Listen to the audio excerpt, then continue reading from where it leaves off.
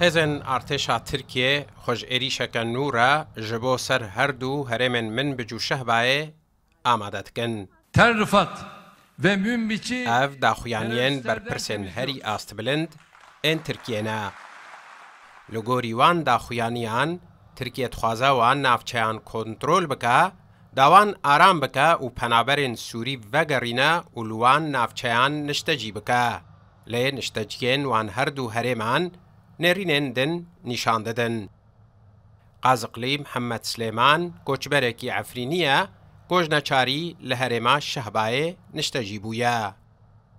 ئەوش بەرنامەیە چاڤێسێم ئارادیۆیە ڕووداوێ ڕەدبێژە شەهبا ژە عەفرینە لەژێر دەستێ ترکیێ ئارامترە. سەدی سەد شەهبا ژە عەفرینێنەها ئارامترێ ئەم دبینن ئەم لەوە دەرێنە لە 4 سال ئەم لە شەهبانە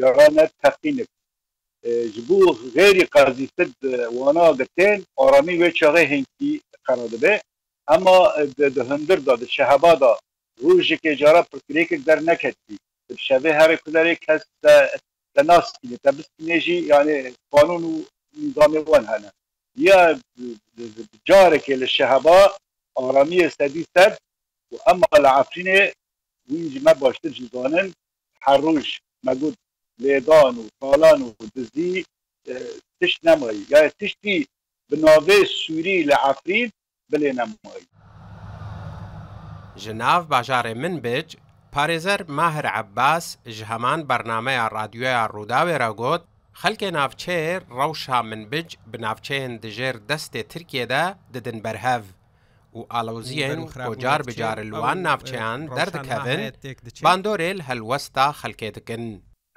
کس ناخوازه صراحتا نه ترکی واره نه کس دخوازه باشه رو چه به نجی کس دخوازه هم و یک عسکری که ترکی واره من بشه یعنی زارن او خواه نهایت خواه تالانیه نهایت خواه مثلا کشتنه نهایت خواه خطف کرنه حبس کرنه فاکید واندورا خواهی لفکر ملت من بجه و ملت جی برزانه یعنی شوا اینل سر شمیل باجار عفرینه و چندین باجار و باجاروکن دن کدجر دست ارتشا ترکیه و هزن اپوزیسیونا سوریه دنه خوپشاندان نرازی بونه هاتبون کرن. خوپشاندران ایریشی کمپانیا الکتریکه بارگه انجمن خواجهی و سرای والی ترک العفرینه کربون.